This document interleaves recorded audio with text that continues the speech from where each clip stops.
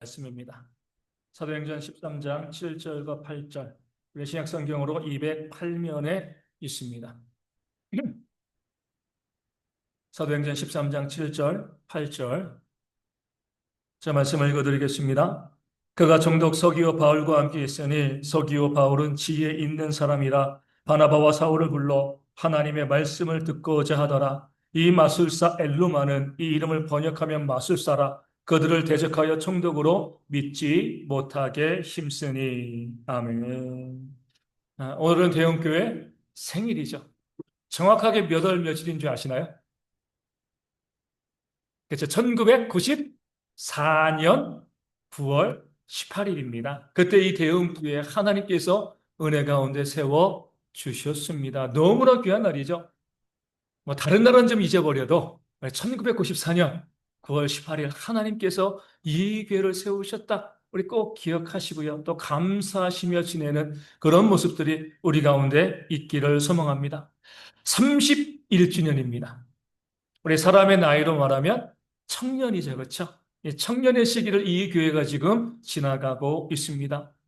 좀 풋풋한 20대를 지나가지고요. 이제 정말 능력 있게 힘 있게 그렇게 서나가는 나이가 31살 그 교회의 나이가 되어집니다. 우리 30살을 사람들은 또 뭐라고 부르는지 아시나요? 네, 이립 이렇게 부릅니다. 이로써 세워졌다는 거죠. 이 공자가 30세에 이게 자립했다고 합니다. 이것을 빗대어서 이 30세를 이립, 그러니까 자립하는 나이다. 이렇게 세상은 이야기합니다. 교회도 마찬가지죠. 이제 30이 되면 뭐요? 자립해야 하는 겁니다. 이 자립하는 것은요, 뭐 쉽게 그냥 독립하는 것이다. 이렇게 보시면 안 됩니다. 뭐 독립하면 자립이고 부모와 함께 살면 자립이 아니다. 이렇게 보시면 안 되는 거예요. 독립하면서 살아가도요, 부모 의지하는 그런 자녀들이 있습니다. 반면에 함께 살아도 어때요?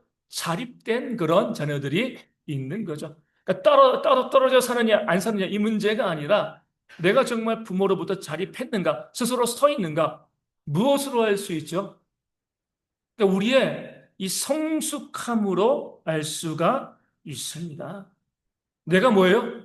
책임감을 가지고 내 삶에 책임지는 그런 모습이 있을 때, 내가 성숙했을 때 바로 우리가 자립되었다 이렇게 이야기할 수가 있습니다. 대형교도 마찬가지예요.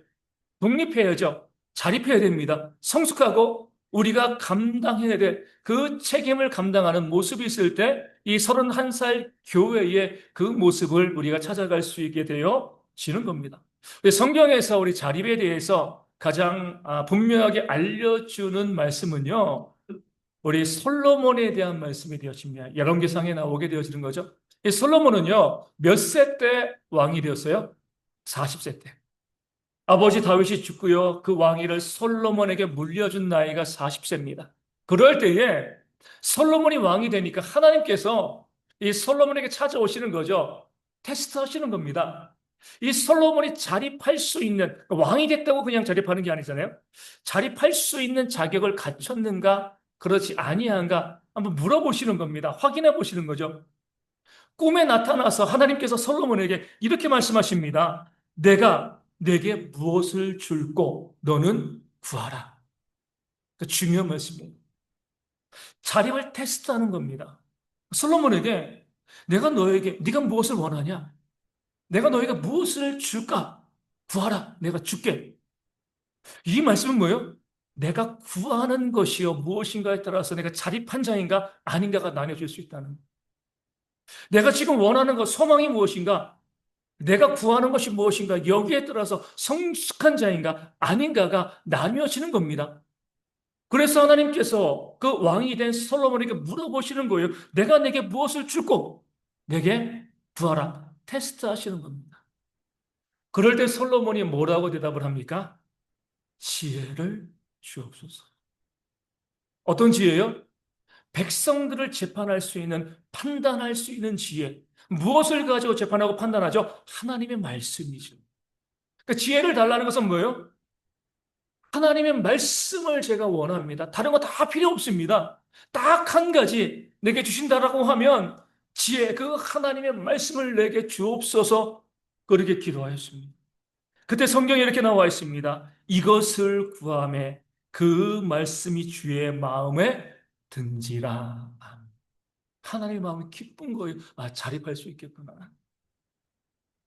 이 솔로몬이 성숙하게 자기의 책임을 다하는 그 사람이 되었구나. 무엇을 줄고 그때 구하고 싶은 것이 얼마나 많이 있습니까? 만약에 여러분에게 뭐 알라딘의 요술의 램프도 아니지만 하나님 나타나셔가지고 딱 하나만 구해. 뭐 구하시겠습니까?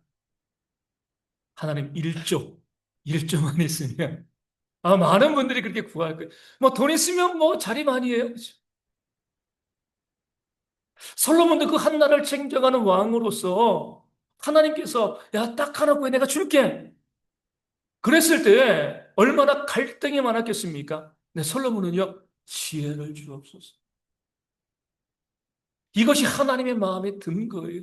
하나님이 그렇게 말씀하십니다. 네가 장수, 오래 사는 것도 구하지 아니하고 부도 구하지 아니하고 원수의 생명을 멸하기도 구하지 아니하고 오직 지혜를 구했다. 이것이 내 마음에 든다는 거죠. 그래서 장수요, 그 물질 부, 원수의 생명을 멸하는 것 어떻게 하신 거예요? 그 지혜와 더불어 세트로 묶어서 주신 거죠. 네가 지혜가 있으니까 이 장수하는 거 건강한 거, 물질의 복을 받아 누리는 거, 그리고 경쟁력이 있는 거. 이건 뭐예요? 본질이 아니라 열매입니다. 그렇죠? 그러니까 우리가 구할 것이 아닌 거죠. 본질을 구하면 그냥 따라오는 거예요. 너희는 먼저 하나님의 나라와 의를 구하라. 그리하면 이 모든 것을 너희에게 주시리라. 이 모든 것에 장수도 있고요, 부도 있고요, 경쟁력도 있는 겁니다. 근데 솔로몬은요, 지혜로운 자로서 그 열매를 구한 것이 그 나무를 구한 거죠. 저에게 지혜를 주옵소서. 하나님이 지혜만 주신 것이 아니죠. 물론 지혜만 주셨습니다. 근데 지혜가 주어지니까 어때요? 장수도 오고요. 지혜로운 자가 장수합니다. 물질도 오고요. 그리고 경쟁력도 생기게 되어 진- 세상은 어때요? 지혜보다는요, 장수 건강도 중요하게 생각하죠. 지혜보다는요, 물질도 중요하게 생각합니다. 지혜보다는요, 경쟁력도 중요하게 생각합니다. 솔로몬이 생각하지 아니했던 것, 그런 것을 구하고 있으면 우리 가운데 지혜가 없는 거죠. 성숙하지 못한 겁니다.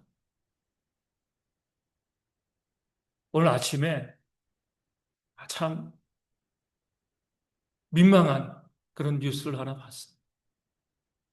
어떤 남자가 빤스만 입고, 팬티만 입고 사람들에게 붙들려 가는 거예요. 그러니까 양다리, 양팔 잡고 사람들이 끌고 가는 겁니다. 외국이에요, 외국. 그 사람은요, 그 나라의 재무장관이었습니다. 네팔에서 지금 벌어지고 있는 일이에요, 네팔에서. 그 나라를 이끌어가는 자들이 지혜가 없으니까 어때요? 그 나라가 지금 뭐 완전히 혼란이죠.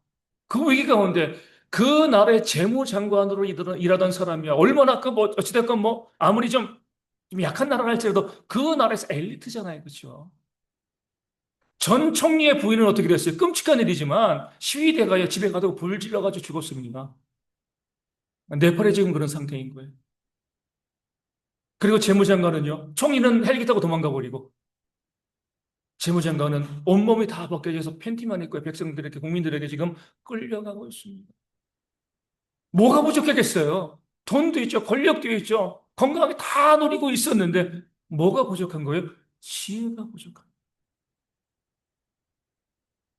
그런 비참한 일을 지금 당하고 있는 겁니다. 사람들은요, 그럼에도 장수하면, 건강 있으면 내가 자립할 수 있어라고 생각을 합니다.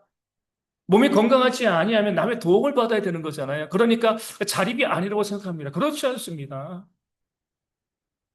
건강한 사람 중에도요, 자립하지 않은 사람들이, 못하는 사람들이 정말 많습니다. 반면에 내 몸 내가 가누지 못해도요, 자립하고요, 자기 스스로 책임감 있게 살아가는 사람들이 또 많이 있습니다. 건강하다고 자립하는 건 아니에요.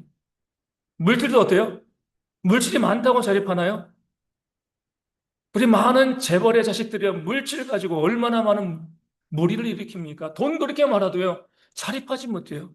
반면에 가난하게 살아도요, 자기의 삶을 책임감 있게 살아가는 사람들도 우리 가운데 많이 있습니다. 돈이 있다고 자립하는 거 아닙니다. 경쟁력은 어때요? 솔로몬이 구하지 않은 것처럼 내 옆 가게가 망하면 내 가게가 잘 되나요? 상관없는 거예요. 그렇죠? 내가 경쟁력이 옆 가게 망한다고 해서 내가 잘 되는 건 아니죠. 그 경쟁력이 있다라고 해가지고 그 경쟁력 때문에 내가 자립할 수 있는 것도 아닙니다. 그런 것을 우리가 구하면 안 된다는. 교회 가운데도 그런 교회들 있잖아요. 아, 장수하면 건강하면 교회가 자립하고 부흥하겠지. 교회 건강은 뭐 여러 가지로 이야기할 수 있지만 뭐 쉽게 보면 이거죠. 교회에 젊은 세대들이 많은 거예요. 그렇죠. 아, 교회가 젊으면 교회가 건강하고 또 그래가지고 자립할 수 있겠지. 그런가요? 그 젊은 사람들이 많아서 그렇게 미숙한 교회들이 또 얼마나 많이 있습니까? 또 젊은 사람들이 많지 않지만 그 어르신들이 지혜로 이끌어가는 교회들도 참 많이 있습니다. 그러니까 젊다고 교회가 무조건 자립하고 성숙한 것은 아니죠. 두 번째로 교회도 어때요? 많은 분들이 돈이 있어야지 교회가 자립할 수 있다. 심지어 자립교회, 미자립교회 뭐로 나눠요? 재정적으로 자립했는가? 그러지 아니한가? 그러니까 돈을 가지고 모든 자립을 따집니다.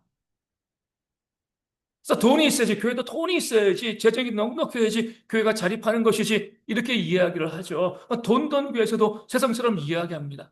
근데 우리가 아는 것처럼 우리가 살고 있는 교회, 이 사회에서 정말 무리를 일으키고 있는 그런 미성숙한 교회들 어떤 교회들이에요? 돈 많은 교회들이죠. 그죠? 돈이 넘치는 교회들.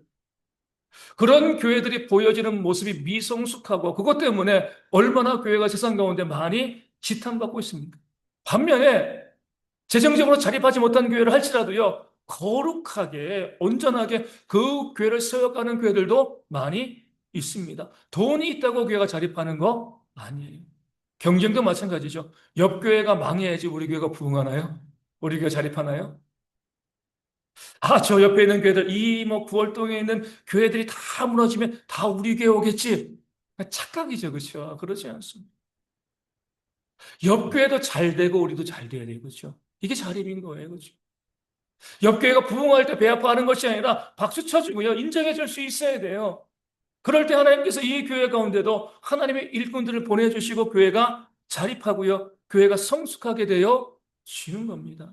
그 경쟁 때문에 교회가 그 경쟁자가 무너지면 경쟁력이 우리 가운데 있으면 이것 때문에 교회가 자립하게 되어지는 것도 아닌 거죠. 하나님께서 우리 가운데 말씀하시는 그 자립, 교회 성숙함은요.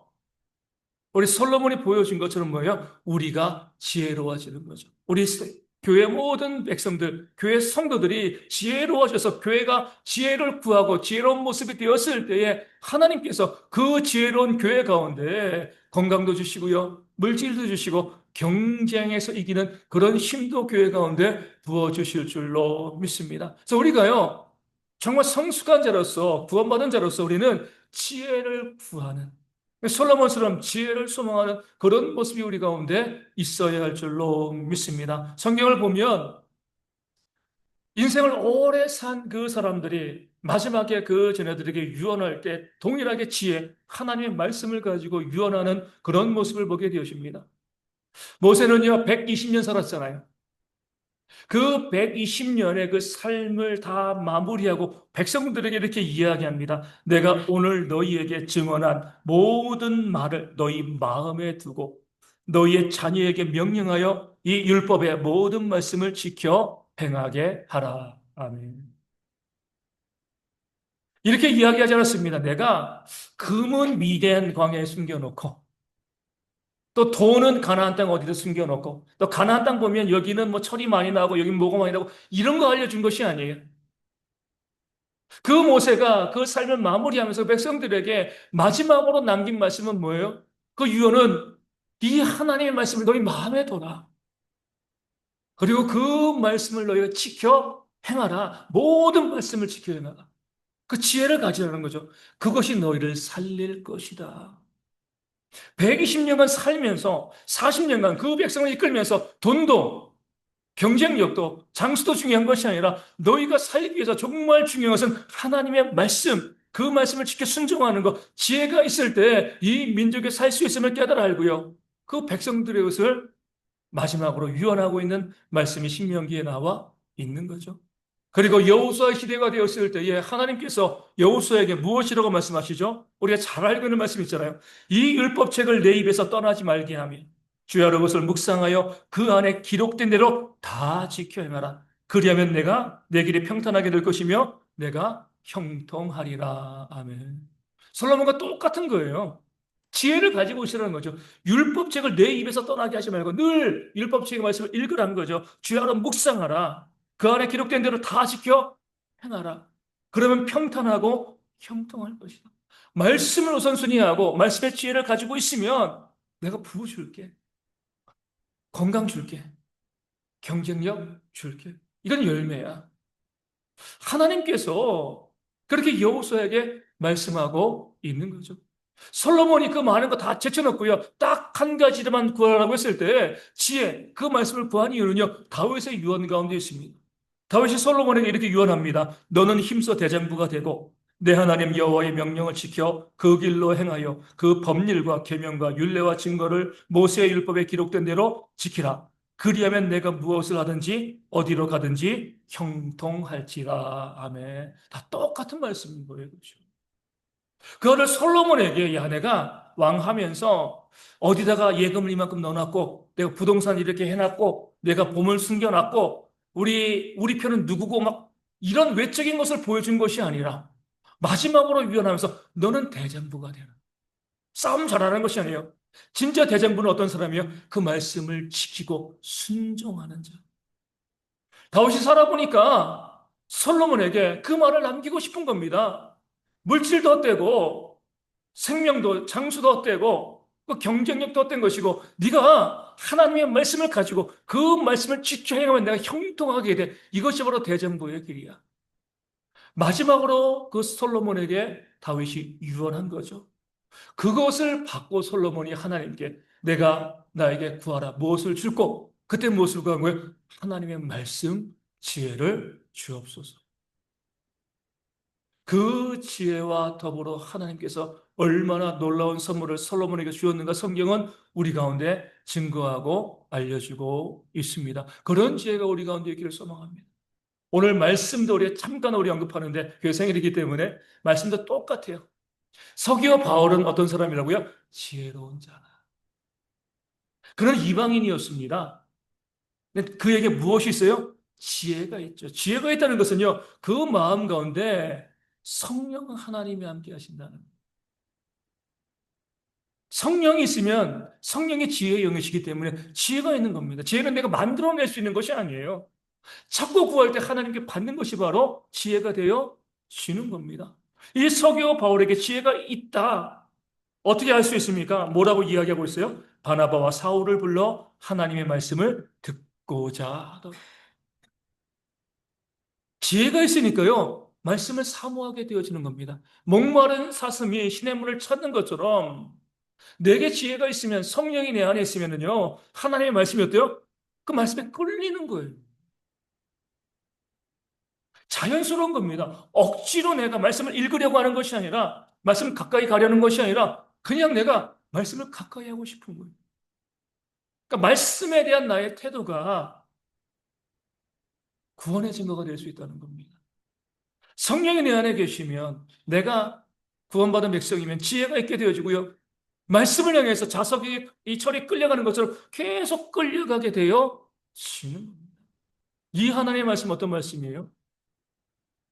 하나님께서 사랑하는 우리에게 주신 하나님의 연애 편지잖아요. 그렇죠? 우리를 위해서 복 주시게 주신 하나님의 말씀입니다. 그럼 그 말씀이 어때요? 우리 가운데? 당연히 내가 하나님의 구원받은 백성이라고 하면 이 말씀에 가까이 갈 수밖에 없는 겁니다. 말씀에 대한 나의 태도가 어떠한가? 정말 말씀에 대한 끌림이 있는가? 우리 보면 어린아이가 뭐 태어난 지 몇 개월 안 돼도요. 엄마가 안아서 그 얼굴을 보면 이제 엄마를 인식할 수 있으면 아이의 얼굴이 어때요? 엄마 보면서 정말 너무나 평안한 마음으로 방긋 웃잖아요. 그렇죠? 서로에게 끌리는 겁니다. 그렇죠? 자녀이기 때문에 부정할 수가 없는 거예요. 구원받은 우리도 마찬가지입니다. 정말 구원받았으면요, 하나님의 말씀에 대한 끌림이 있습니다. 서기오 바울이 그런 사람이에요.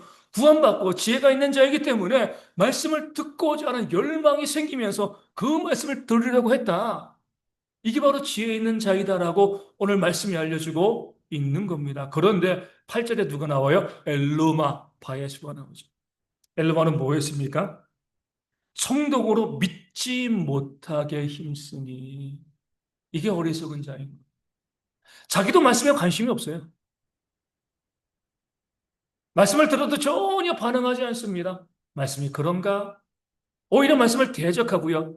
또 자신이 섬기고 있는 총독이요. 말씀을 들으려고 할 때 그 말씀을 막습니다. 믿지 못하게 하는 거예요. 말씀을 못 듣게 하는 거예요. 말씀 쓸모없는 거야. 그대로 살아 소용없어.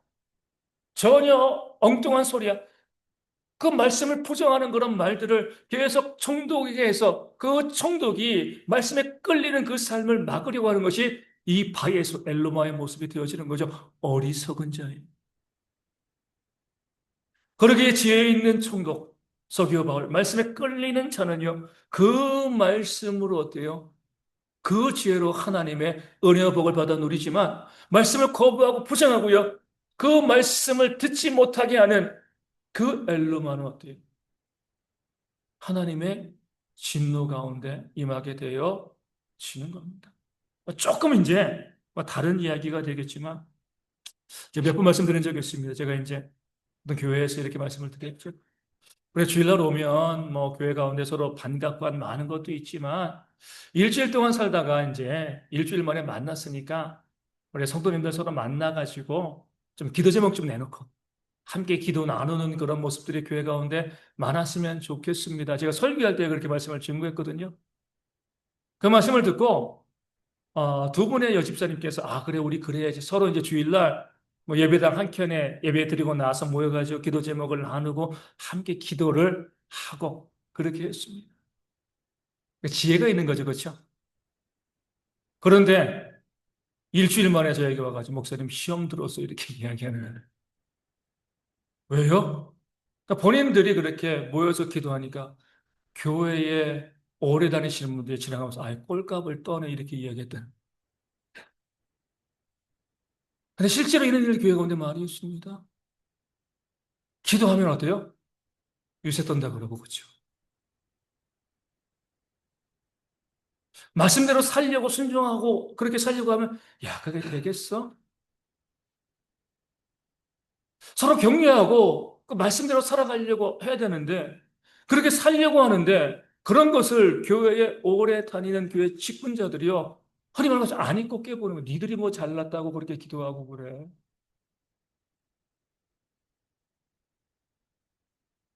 실제로 이 엘모와 같은 일들, 이 바에스와 같은 일들이 교회 가운데 없을 것처럼 보이지만 있습니다. 정직하게 살아가면서 손해봐요. 우리 지은이도 지금 와서 예배하고 있지만 우리 다른 교회에서 고3 친구들이 교회 가서 예배하면 어때요? 공부나 해. 무슨 예배야? 이렇게 이야기해요. 대학교 들어가고 난 다음에 교회 나와서 예배해. 이렇게 이야기해요. 내가 믿음대로, 말씀대로 살아가려고 애쓰고 노력하면 격려해주고요. 더 기도하라, 더 말씀 봐라. 그래, 말씀대로 살아가면 좀 손해보기도 하고 힘들지만, 그래도 말씀대로 살아갔으면 좋겠어. 이렇게 격려해줘야 되는데, 뭐, 잘 믿는 것처럼, 믿음이 있는 것처럼, 꼴값 떠네.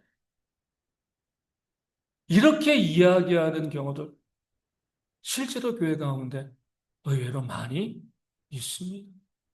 우리가요, 두려워하셔야 돼요. 이 서기오 바울은 지혜 있는 자로서 하나님의 말씀을 들으려고 했기 때문에 그는 하나님의 은혜를 받아 누리게 되었습니다. 반면에 엘루마 바예수는요, 그 말씀을 대적하고 말씀대로 살지 못하도록 막아섰기 때문에 우리가 앞으로 보겠지만 하나님의 진노의 심판을 받게 되어진 겁니다. 오늘 우리 가운데도요, 지혜를 사모하는 모습들이 우리 가운데 있어야 할 줄로 믿습니다. 31주년 교회 설립 기념주일이잖아요. 하나님께서 이 교회를 세우셨습니다. 하나님의 일꾼들을 통해서 이 교회를 세우신 거죠. 그럼 우리가 뭐 해야 돼요? 하나님께 선물 드려야죠. 그렇죠? 뭘 드리겠습니까? 우리가 드릴 수 있는 선물은요, 이 교회가 더 건강하고 부흥해, 더 온전히 세워지는 겁니다. 다른 무슨 선물이 필요하겠습니까? 이 교회를 더 건강하고 부흥되어지는 교회로 만드는 것이 우리가 하나님이 세워주신 은혜에 보답할 수 있는 그런 길이 되어지는 거죠. 그것을 위해서 우리가 지혜를 구해야 돼요. 내가 지혜로운 자가 되어지는 거, 우리가 지혜로운 성도, 이 교회가 지혜로운 교회가 되어야지만 32주년, 40주년, 50주년 하면서 주님 오실 때까지 이 교회가 세워질 수 있는 겁니다. 물질 많이 드린다고 교회가 부흥하는 거 아니고요. 우리 다 건강한다고, 뭐 경쟁력이 있다고, 뭐 다른 것 때문에 교회가 부흥하고 오래 지속되어지는 거 아닙니다. 그렇게 물질을 많이 갖고 있는 교회도 무너지는 교회들이 얼마나 많이 있습니다. 우리가 하나님의 말씀을 사모하고요. 우리가 지혜 있는 자가 되어서 지혜 있는 교회가 되어지면 이것이 31주년 이 주일에 우리가 하나님께 감사할 수 있는 최고의 선물이 되어지고요. 그로 인해서 하나님께서 우리도 살리고요. 우리의 가정도 살리고 이 교회로 부흥케 하고요. 이 나라도 회복케 하실 줄로 믿습니다. 그 말씀의 지혜를 구하는 그런 우리가 되어지기를 소망하실 때 세 가지 좀 하셔야 돼요. 첫 번째는요. 1년에 성경 일독 하십시오. 예, 하셔야 돼요. 다시 말씀드리지만 의지로 할 수 있는 거 아니에요. 그렇죠? 내가 구원받은 백성이라고 하면 하나님께서 그렇게 이끌어 가시는 거예요. 말씀을 가까이 가도록 우리를 불러 주시는 겁니다. 우리 가끔 가다 보면 가정에서도 그러고 주변에서도 그러고 이제 이 카톡 보내면 요즘은 문자도 그게 좋아요. 상대방에게 가면 일자 뜨잖아요. 그렇죠? 단체로 보내면 뭐 30명 30자 뜹니다. 읽으면 읽을수록 숫자가 줄어드는 거예요. 숫자가 하나도 안 나타나면 다 읽은 거죠. 그렇죠? 그래서 읽었구나. 나중에 물어보면 내용을 모르시는 분들이 있어요. 그냥 왔어? 확인은 하지만 읽지는 않아요. 그렇죠? 근데 그거는 뭐 우리가 공동생 그럴 수 있습니다. 근데 만약에 내가 연인인데 서로 이제 결혼을 마음을 가지고 사랑하는 사람인데 나에게 장문의 문자, 카톡을 보냈습니다. 읽겠습니까? 안 읽겠습니까? 그건 읽어야죠. 그렇죠? 다른 건 안 읽어도 괜찮은데 그거 안 읽으면 큰일 나잖아요. 그렇죠? 나중에 물어보면 이거 큰 실수할 수 있습니다. 아무리 길어도 읽는 거예요. 이 말씀은 하나님께서 우리가 가운데 연애 편지잖아요. 그렇죠? 우리 잘 데려오신 말씀입니다. 말씀을 안 읽으면 하나님의 마음이 어떻겠습니까? 내가 구원받은 백성이라고 하면은요, 지혜가 있는 백성이라고 하면 이 말씀을 읽을 수밖에 없어요. 우리 매삼주오라고 하잖아요. 매일 성경 3장, 주일날 5장 읽으면 1년의 성경 일독합니다. 3장 읽는데 보통 10분 걸려요. 좀 긴 장은 한 15분. 시편 같은 경우는 짧은 거는 1분도 안 걸립니다. 3편 읽는데, 그렇죠? 매삼주오 하루에 10분 정도 투자하고 주일날 쉴 때 한 15분 정도, 한 20분 정도 투자하면은요, 1년이면 성경 일독할 수 있습니다. 왜 이 말씀을 드리냐면, 목사님 너무 바빠가지고 성경 읽을 시간이 없습니다. 이렇게 말씀하시는 분들이 있거든요. 숨 쉴 여유가 없으면 괜찮아요. 그럼 그 핑계가 됩니다. 근데 10분의 여유가 없을까요? 우리 뭐 남자분들 보면, 우리 축구 좋아하잖아요. 전후반 보통 2시간이죠. 45분, 하프타임 45분. 연장전 하면 뭐 1시, 뭐 2시간, 뭐 몇십 분 이렇게 갑니다. 야구는 더해요. 기본 3시간이죠. 그렇죠? 길게 하면 4시간, 5시간. 근데 야구장 가면 어때요? 5시간 동안 계속 응원합니다. 드라마는 어때요? 제 드라마는 거의 안 보니까 모르는데, 뭐 이제 요즘은 뭐, 그냥 이 공중파 말고도 많이 하잖아요. 그러면 이제 뭐 이 짧은 뭐 10부작, 20부작, 그러니까 미니 시리즈 많이 합니다. 사람들 그렇게 이야기해요. 나 이 드라마 정주행했어. 뭐예요? 처음부터 끝까지 쏙 다 봤다는 거예요. 시간이 얼마나 걸리겠습니까? 그 정주행할 정도면 신약일도 가거든요. 근데 우린 그거는 당연하게 하는 거로 생각을 해요. 스포츠 보면서, 그래, 이 경기 하나 보는 거. 여행 가고 놀고, 뭐 다 하면서, 이런 건 당연해. 근데 뭐는 없어요? 성경 읽을 시간은 안 돼요. 그러니까 지혜가 없는 겁니다. 정말 지혜로운 자가 되어지길 소망한다면 내게 지혜가 있더라고 하면요. 하나님의 말씀, 그 말씀을 읽는데 목숨 거셔야 돼요. 일하고, 여기 시간 남아. 이것이 아니에요. 말씀을 읽는 하루에 한 20분 정도의 시간을요, 가장 중심에 두고 나머지 시간을 짜셔야 됩니다. 이 시간은 내가 하는 말씀 읽는 시간이야. 어떤 시간이야? 내가 가장 명료할 때. 자기 전에 읽으시면, 자기 위해서 읽으시면 안 돼요. 그렇죠? 가장 내 정신이 명료할 때. 저도요, 교회 오면 패턴이 그래요. 아침에는 설교 준비해요. 오후에는요, 잡일하고요, 다른 그런 일들을 합니다. 아침에는 집중이 잘 돼요. 그때는 설교 준비. 오후에는 힘들어요. 설교 준비하면 체력적으로도 정신적으로 힘듭니다. 오전에는 지적인 활동, 오후에는 몸 쓰는 활동. 대체적으로 나눠가지고 이제 시간을 보냅니다. 여러분도 마찬가지. 그 아침에 가장 명료할 때 20분 내세요.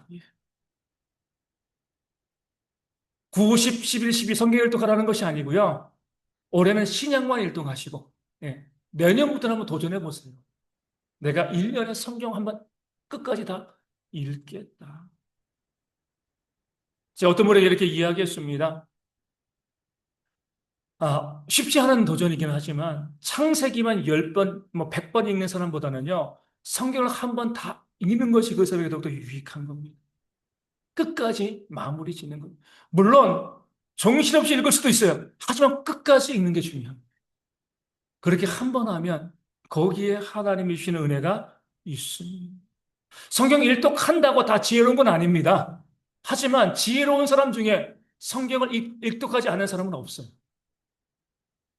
내가 정말 지혜로운 자로서 하나님의 복을 받아 누리고요. 나와 내 가정과 이 교회, 이 나라를 회복하고자 하는 그런 마음이 있으면 그냥 도전해 봤으면 좋겠습니다. 아니, 도전해야 됩니다. 봤으면 좋겠는 것이 아니라 말씀 읽으셔야 돼요.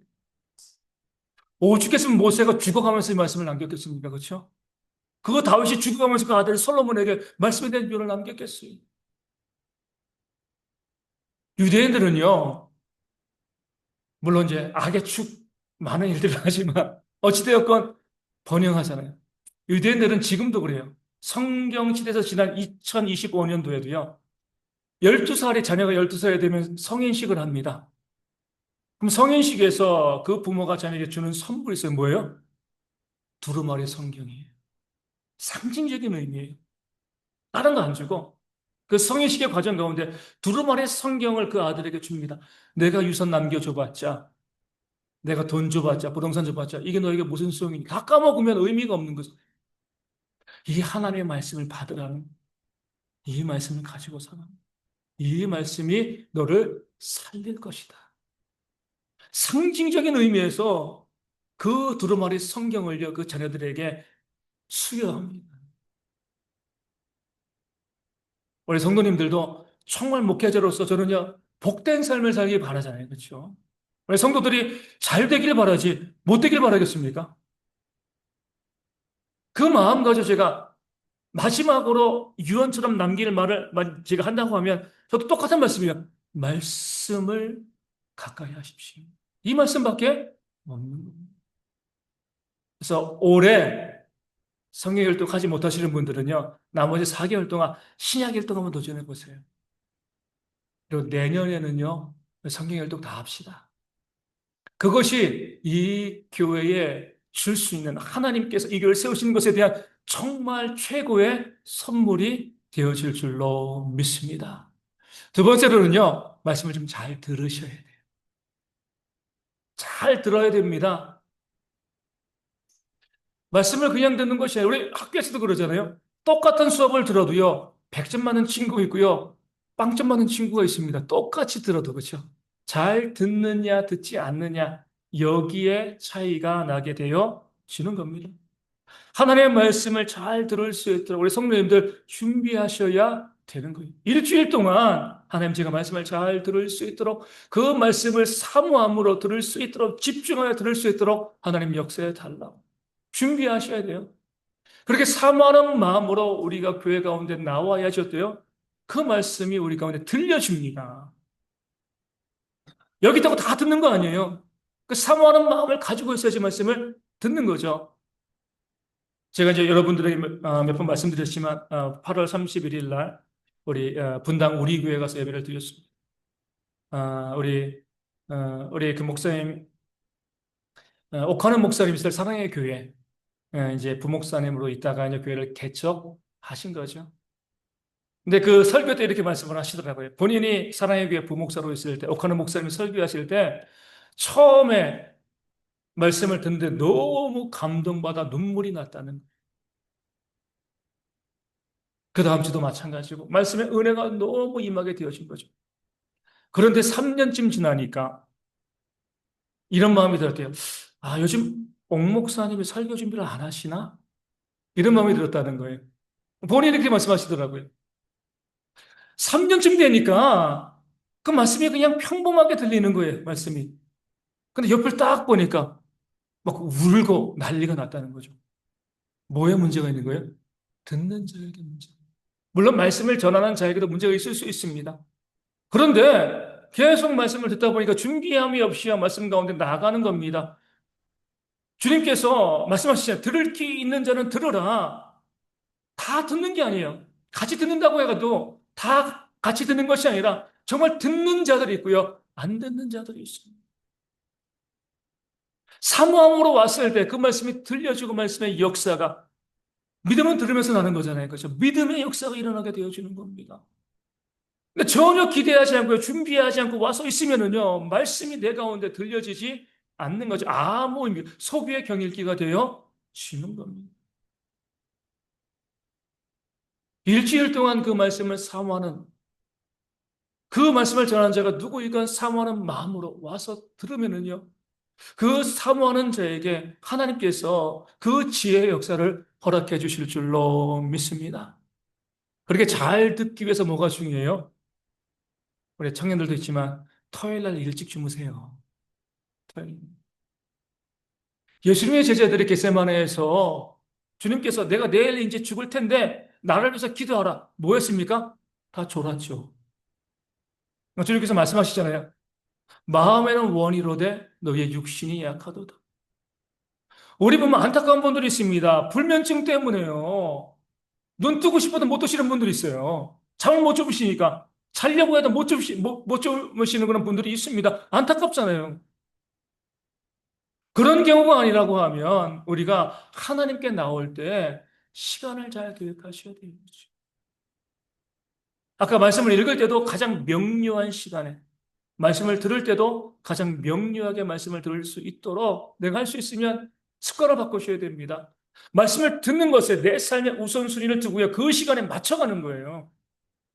이게 먼저 그의 나라와 의를 구하는 겁니다. 그런 거 없이 그냥 내가 잠을 못 자고 늦게 자고 와서 말씀을 들으면 들리겠습니까? 내가 원해도 안 들려요. 어쩔 수가 없어요. 말씀을 사모함으로 그 말씀을 들을 때 내가 집중하여 들을 수 있도록 내 몸도 내 삶도 정리하는 것. 이게 바로 지혜로운 모습이 되어야 할 되는 줄로 믿습니다. 그럴 때 하나님의 은혜가 임하는 거죠. 마지막으로요, 말씀을 좀 적용하셔야 됩니다. 다시 한번 이제 분당 우리 교회 말씀드리겠습니다. 그날 이제 그 말씀이 많이 또 저에게 적용이 되어서 목사님 이렇게 말씀하시더라고요. 예배에 대한 말씀인데 여러분들 와서 하나님 은혜 달라고 기도하기 전에 하나님 제가 예배할 자격이 되어 있습니까? 먼저 물어보십시오. 이렇게 말씀을 증거하시더라고요. 은혜 받는 거 중요하지만 내가 정말 하나님께 예배할 자격이 되어지는가? 예배할 자격을 위해서는 하나님과의 관계가 있어야 되고 또 이웃과의 관계도 있어야 되고 그렇게 말씀을 하시면서 마태복음에 있는 말씀을 증거하신 거죠. 너희가 예물을 제단에 드리려고 하다가 형제에게 원망 들을 만한 일이 있으면 그 제물을 제단에 두고 가서 형제와 화해하고 다시 와서 예배를 드려라. 이렇게 말씀을 하신 거예요. 그러면서 이제 이렇게 말씀하셨습니다. 여러분, 제가 허락하겠습니다. 지금 당장 나가셔도 좋습니다. 혹시 다른 사람과의 관계에서 풀지 못한 그런 모습으로 여기 와 있는 분이 있으면 제가 괜찮습니다. 나가서 예배 안 드려도 괜찮으니까 나가서 화해하고 오세요. 이렇게 말씀을 목사님이 하셨습니다. 그러면은 많은 성도들이 그 예배 가운데 그 성도들 보면은요, 여러분들 예배당이 좁아가지고요. 예배 1시간 전부터 기다리고 있더라고요. 그 자리에 앉아가지고. 준비된 사람들이에요. 그렇죠? 말씀을 삼엄으로 들었습니다. 그 말씀을 들었으면 그 예배에 참여하고 있는 분 중에 한 몇 퍼센트가 그 자리를 박차고 나가야 될까요? 한 99% 그렇죠. 사람들과의 관계에 문제가 없는 사람이 어디 있습니까? 다 있잖아요. 그렇죠? 제가 이제 그런 마음을 가졌어요. 목사님께서 이렇게 말씀하셨을 때 100명이라도 자리를 박차고 화해하러 나갔으면 목사님이 눈물을 흘리셨겠다. 얼마나 감동적인 거죠. 그 자리에 앉아서 말씀을 듣는 것보다 말씀을 적용하는 거잖아요. 그렇죠? 사모함으로 듣고 있다가 그래 하나님의 말씀이 이렇게 목사님도 그렇게 해주셨으니까 나도 가가지고 화해하고 무슨 말씀이냐면 화해가 없이는 예배가 안 된다는 거예요. 예배 드릴 필요가 없다는 겁니다. 그런데요.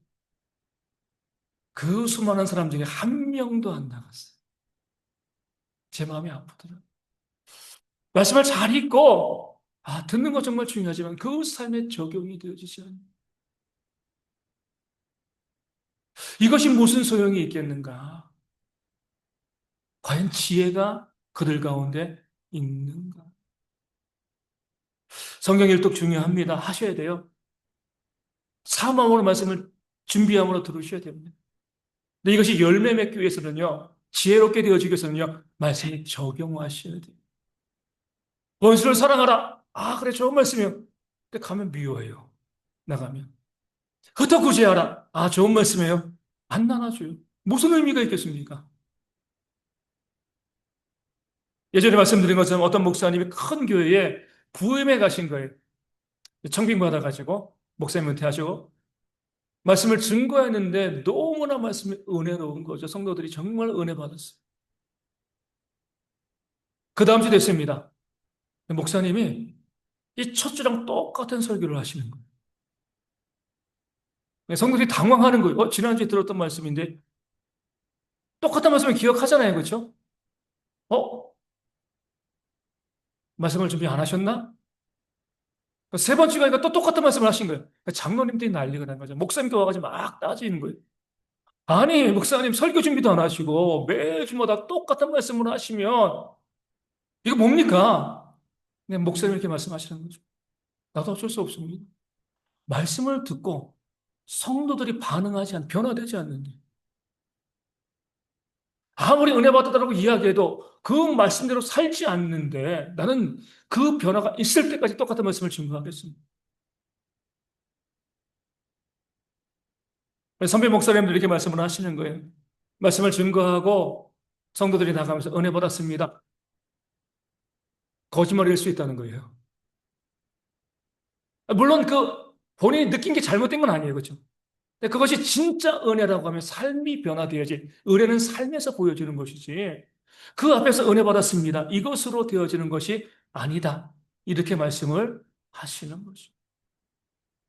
우리가 지혜로워야지 말씀을 가까이 하고요. 성경 일독하고 말씀을 사모하고 그 말씀을 온전히 적용하는 삶을 살아야지만 우리도 살고요. 우리 가정도 살고 이 교회도 살고요. 이 나라도 회복되어질 줄로 믿습니다. 돈이 많으면 좋겠죠. 건강하면 좋겠죠. 경쟁력이 있으면 좋겠죠. 하지만 여기에 자꾸 우리가 빠져들지 말고요. 하나님께서 솔로몬에게 딱 한 가지만 구해 내가 줄게. 그때 솔로몬이 지혜를 구한 것처럼 우리도요. 하나님의 말씀의 지혜로 우리를 채워가는 대형의 모든 성도 되어지기를 주님의 이름으로 축원을 드립니다.